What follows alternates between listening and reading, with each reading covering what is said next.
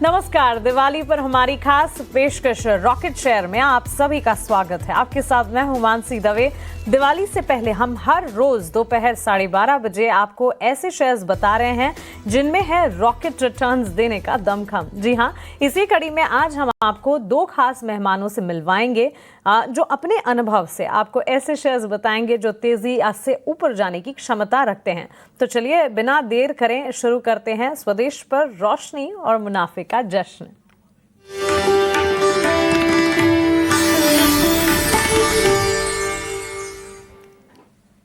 ET Now स्वदेश का एकमात्र लक्ष्य है कि हम हमारे व्यूअर्स, हमारे मार्केट पार्टिसिपेंट्स को लंबी अवधि के निवेश की बेहतरी की सच्चाई और उसकी ब्यूटी समझाएं और आपको बताएं कि इसके मायने कितने हैं।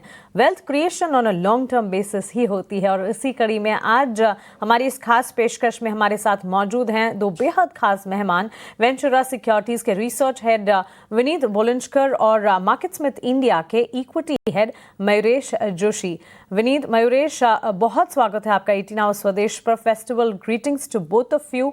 अपना समय देने के लिए आपका बहुत शुक्रिया। शुरुआत में जहां हम फेस्टिविटीज़ की बात कर रहे हैं, दिवाली से दिवाली तक, और हर साल मार्केट पार्टिसिपेंट्स वॉच आउट करते हैं कि पिछले एक साल में किस तरह के रिटर्न्स नजर आए, बाजार ने किस तरह के सेंटिमेंट्स दिखाए, यहाँ से आगे फिर ग्रोथ ड्राइवर्स क्या हैं और फ्यूचर क्या है।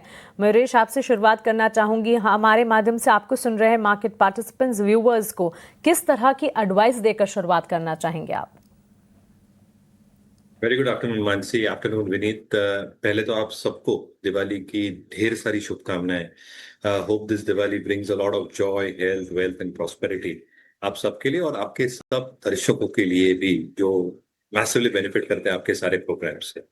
जहां तक मार्केट्स का सवाल रहा है, ऑब्वियसली आई थिंक हेडविंड्स अभी भी एग्जिस्टिंग है। ट्रम्प उठ के कल क्या बोलेंगे, टैरिफ्स की सिचुएशन जो एडिशनल 25% लगाया है उसका क्या होगा, ग्लोबल इम्पैक्ट कैसे होने वाला है। We have been hearing of reports in the US जहां पे डिमांड स्लो डाउन की चीजें सुनाई दे रही है। तो growth dynamics, demand dynamics, inflation globally पे क्या इफेक्ट पड़ता है, ये देखना लाजमी होगा। ये अगले 1 से 2 तिमाही और अगले वित्त वर्ष में हमें एक ज्यादा खुलासा आएगा।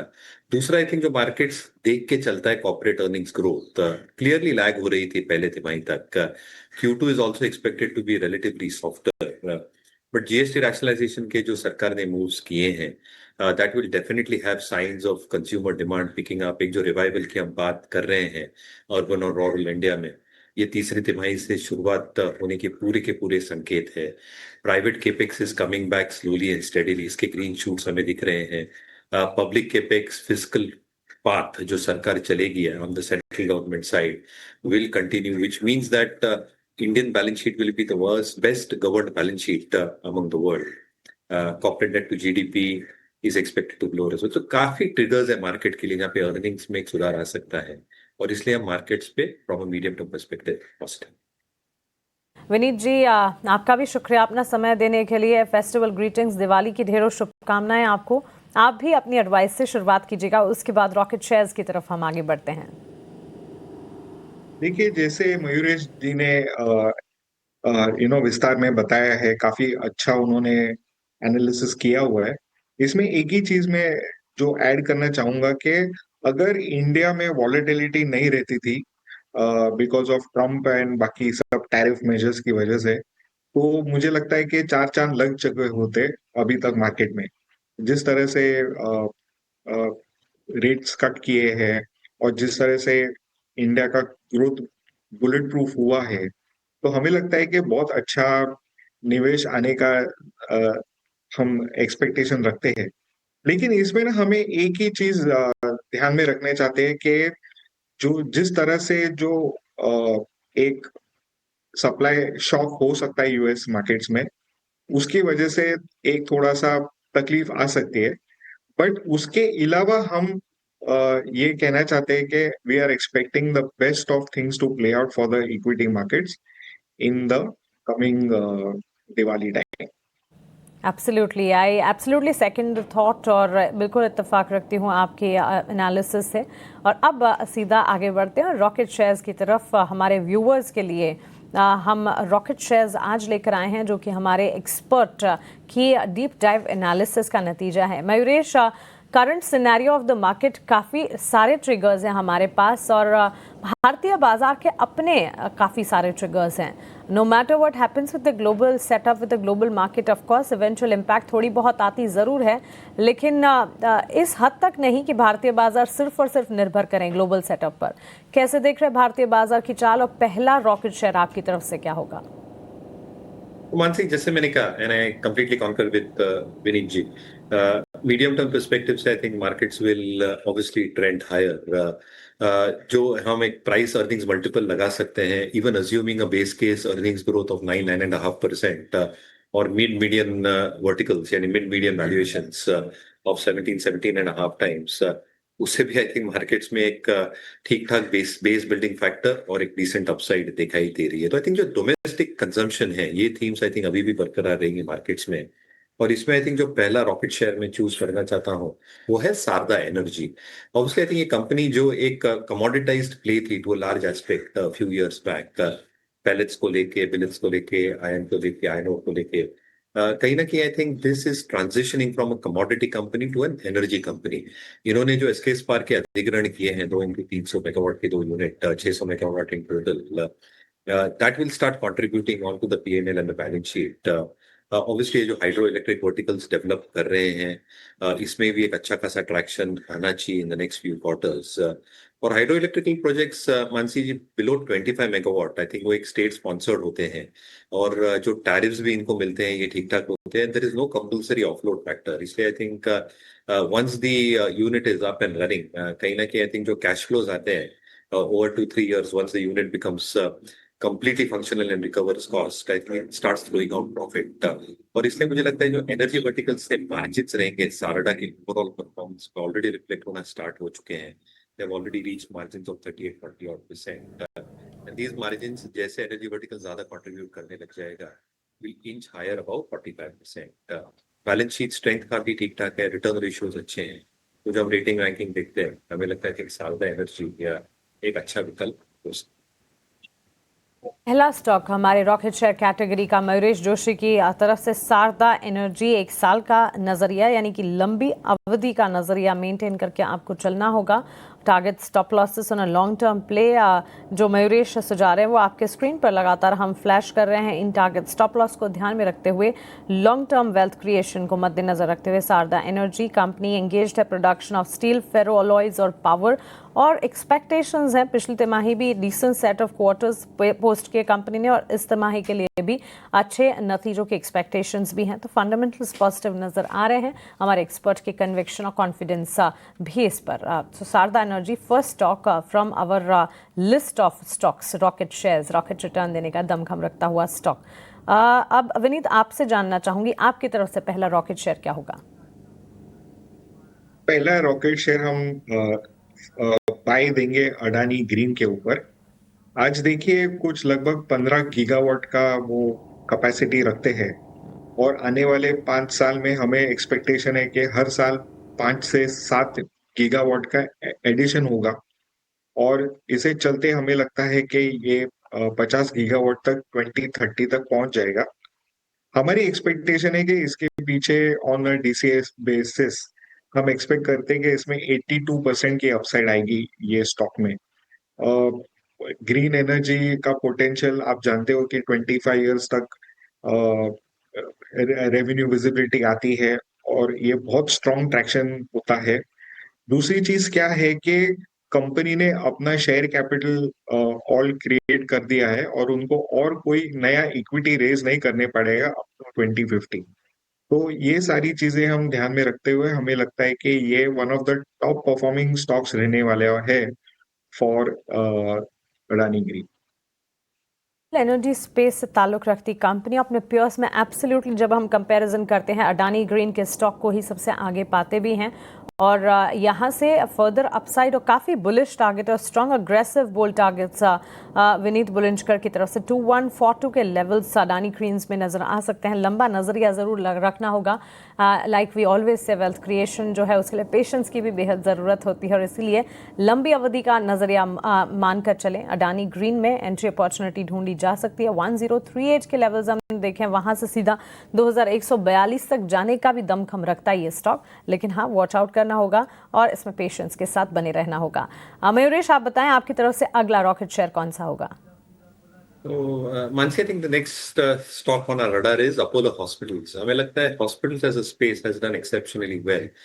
जो सरकार के नियम में बदलाव आया है, रिविजन करके on charges on certain therapies, कहीं ना कहीं आई थिंक वो एडवांटेजेस है, क्योंकि पूरी की पूरी ये जीएसटी तो भरते थे बट बेनिफिट्स हॉस्पिटल पीएनएल पे कभी आते नहीं थे। तो कहीं ना कहीं I think that is one incremental Tailwind for Apollo hospital. पर इनके जो कोर डायनामिक्स हैं और जो की क्लस्टर्स में ये काम करते हैं, तेलंगाना, चेन्नई, हैदराबाद, और जो ये एक्सपेंशन कर रहे हैं अन्य भागों में देश में, कहीं ना कहीं I think step in the right direction है, क्योंकि ये एक्सपेंशन जो हो रहे हैं वो एसेट लाइट मोड में आ रहे हैं, with not too much leverage being built up on the balance sheet.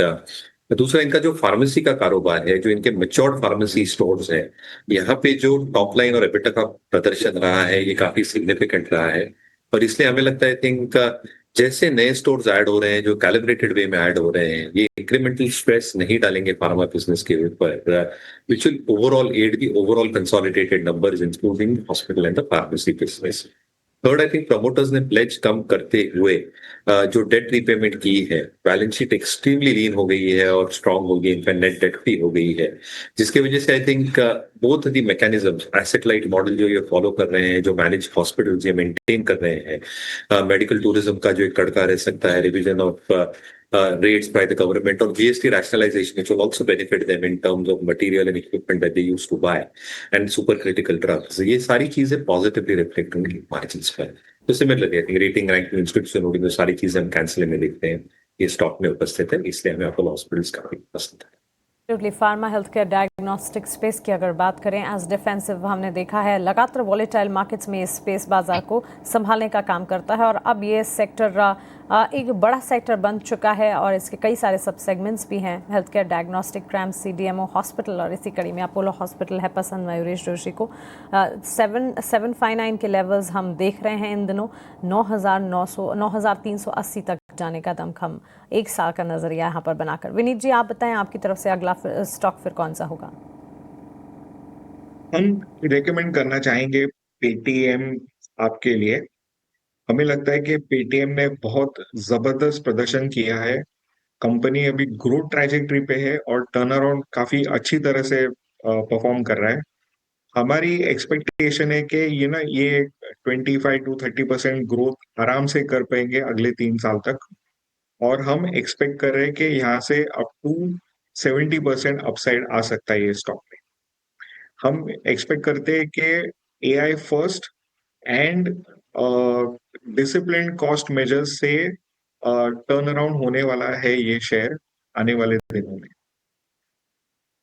Okay, काफ़ी बोल्ड टारगेट। अगेन पेटीएम पर भी लंबी अवधि का नज़रिया रखते हुए 2074 तक के टारगेट्स यहाँ पर नज़र आ सकते हैं, तो स्टॉक पर भी फोकस करें। फंडामेंटली हर लिहाज से, हर पैरामीटर पर ये स्टॉक पॉजिटिव नज़र आता है विनीत बुलंजकर को। तो चलिए, दो स्टॉक्स हमारे दोनों एक्सपर्ट्स की तरफ से आते हुए दिख चुके हैं, तो आपके पास कुल मिलाकर 4 रॉकेट शेयर ऑलरेडी हैं।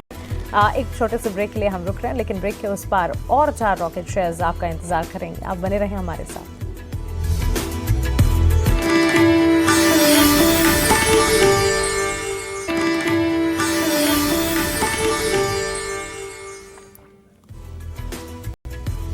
संवत 2082 और दिवाली से दिवाली तक हमारी खास पेशकश दिवाली पर आप देख रहे हैं, जहां हम बाजार के जाने माने दिग्गजों को जोड़ते हैं और उनसे समझने की कोशिश करते हैं कि आखिरकार सेविंग से समृद्धि, यानी कि आपके पोर्टफोलियो में समृद्धि किस तरह से हम दिला पाएं। इसी कड़ी में आज हमारे साथ 2 एक्सपर्ट्स विनीत बुलंजकर और मयूरेश जोशी बने हुए हैं। रॉकेट शेयर्स हमारे साथ शेयर कर रहे हैं, उनकी एनालिसिस और इसके पीछे के रैशनल भी हमें बता रहे हैं।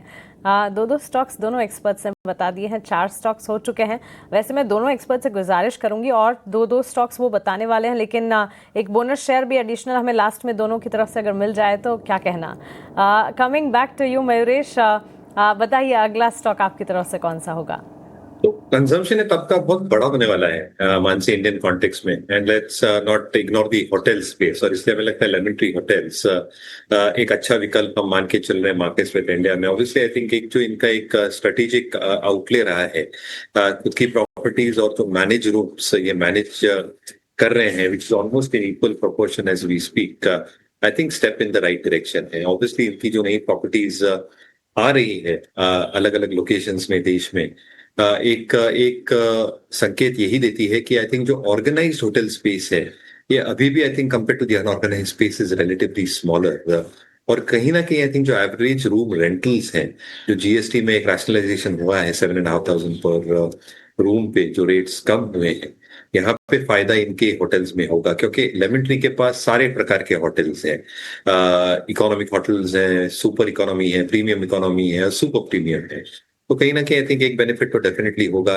बैलेंस शीट में डेट बहुत ज्यादा बढ़ेगी नहीं, और जैसे पुराने होटल जो इन्होंने खोले हैं पिछले कुछ तिमाही में, एक मैच्योरिटी फेज आएंगे, जो EBITDA मार्जिन में थोड़ी सॉफ्टनेस देखी गई है तिमाही दर तिमाही आधार पर, यहाँ पे एक सिग्निफिकेंट इंप्रूवमेंट शायद देखने को मिल सकती है अगले 2 वर्षों तक।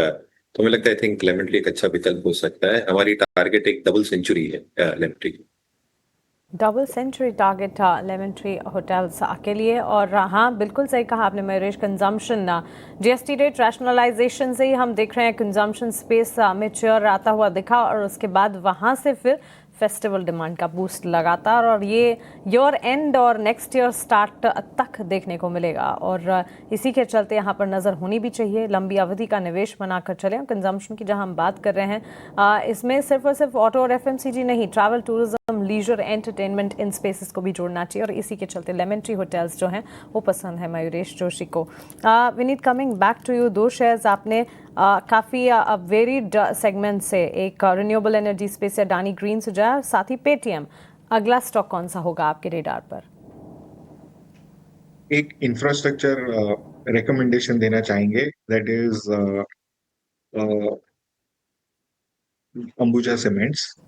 हम एक्सपेक्ट कर रहे हैं कि 67 मिलियन टन से ये ऑलमोस्ट 140 मिलियन टन पे जाने वाला है बाय 2025। एंड हम एक्सपेक्ट करते हैं कि इसकी जो एबिटा है 1500 रुपीज एबिटा पर टन पे होने वाली है आने वाले वक्त में। और हम एक्सपेक्ट करते हैं कि ये इम्प्रूवमेंट आ रही है प्योरली फ्रॉम कॉस्ट सेविंग्स, और जो अभी ग्रोथ आ रही है इंफ्रास्ट्रक्चर में एंड फॉर रियल एस्टेट, हम एक्सपेक्ट करते हैं कि काफी स्ट्रॉन्ग ट्रैक्शन आने वाले ये ट्रेंड में। और इसके लिए हम एक्सपेक्ट करते हैं कि यहाँ से 42% की अपसाइड आएगी in Ambuja Cements over the next 18 months. Cement related play है, real estate, cement, home decor और कनेक्टिंग सेक्टर्स हैं, और रियल एस्टेट में अपसाइकिल का ट्रेंड लगातार जारी है, और आगे भी ना लॉन्ग टर्म प्ले जारी रहने के पूरे आसार नजर आते हैं, because development, be it residential development, commercial development, road and infra development लगातार बढ़ता हुआ दिखा है। क्वार्टरली अपडेट्स जब आना शुरू हुए नतीजों से ठीक पहले रियल एस्टेट बास्केट के, तब भी हमने देखा किस तरह से सेल्स फिगर्स हैं, डेटा पॉइंट, स्टैटिस्टिक्स पॉजिटिविटी सुझा रहे हैं। जब रियल एस्टेट चलना है तो कनेक्टिंग प्ले सीमेंट सेक्टर में भी अच्छा खासा रिस्पॉन्स और मजबूती नजर आएगी ही आएगी। इनफैक्ट सीमेंट सेक्टर ने सरप्राइज किया है सीजनलिटी फैक्टर के तौर पर। मॉनसून में भी सीमेंट सेक्टर की चाल, जो कि एज सीजनलिटी कमजोर पड़ती है, इस बार ऐसा नहीं हुआ। अच्छा खासा मॉनसून देश भर में था, लेकिन बावजूद इसके हमने देखा सीमेंट सेक्टर में मोमेंटम बेस्ड कामकाज जरूर नजर आया। तो हमें नजर रखनी चाहिए अंबुजा सीमेंट पर, खासतौर से 559 के लेवल्स के आसपास कामकाज, 794 के टारगेट्स एंटिसिपेटेड हैं। लॉन्ग टर्म प्ले यहां पर बनता हुआ सीमेंट सेक्टर से जुड़ा हुआ एक स्टॉक। मयूरेश, आप बताइए आपकी तरफ से अगला रॉकेट शेयर क्या होगा? एक लार्ज कैप दिग्गज हमने चूज किया है, लार्सन एंड टुब्रो। हमें लगता है आई थिंक अगर Indian economy has to fare exceedingly well, there is no better stock than L&T, जो इंडियन इकोनॉमी को मिरर करता है। और इसलिए आई थिंक हर एक एस्पेक्ट में ये प्रेजेंट है। डिफेंस हुआ, हाइड्रोकार्बन्स हुए, हैवी इंजीनियरिंग हुए, नए ऑल्टरनेट फ्यूल टेक्नोलॉजीज हुए, बैटरी स्टोरेज हुए। और इसलिए आई थिंक जो इनकी ऑर्डर बुक है ये काफी तगड़ी है, जो रेगुलर विजिबिलिटी देती है। दूसरा, आई थिंक जो ये एग्जीक्यूट कर रहे हैं, I think they are executing quite well. और इसलिए आई थिंक दोनों जो इश्यूज इनको पहले प्लेग कर रहे थे, एक working capital related issues, margins, और जिसका प्रभाव आ रहा था डैम्पन्ड या डिप्रेस्ड आरओईज को लेके with better execution and a better working capital cycle, कहीं ना कहीं आई थिंक जो कैश फ्लोज है यहाँ पे इंप्रूवमेंट देखी जा सकती है, जिसके वजह से I think return ratio specifically ROEs में ठीक ठाक इंप्रूवमेंट आनी चाहिए in the next few quarters and years. जहां तक इनके इंटरनेशनल ऑर्डर बुक का सवाल रहा है, जो स्लो मूविंग ऑर्डर बुक है, that we did that out slowly and steadily, और इसलिए आई थिंक ये जो काम कर रहे हैं इंटरनेशनल ऑर्डर बुक पे भी ये डिसेंटली हाई मार्जिन ऑर्डर रखते हैं। इसलिए हमें लगता है I think L&T within the large caps एक अच्छा विकल्प हो सकता है। Since we are very very optimistic Indian economy के ऊपर, हमें आई थिंक लगता है ये जो अप्रोप्रिएट स्टॉक है जो इंडियन इकोनॉमी को मिला है। Okay, a larger player L&T, it is 3744 के लेवल्स हैं, यहाँ से फर्दर अपसाइड 4550 तक भी जाने की क्षमता रखता हुआ लार्सन एंड टूब्रो।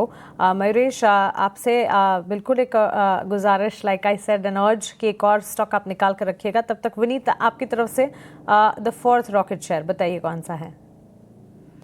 कि हम रेकमेंड कर रहे हैं रिटेल चेन ऑफ स्टॉक्स, और हमें जो अच्छा लगता है ये ट्रेंड में इज रिटेल मार्ट।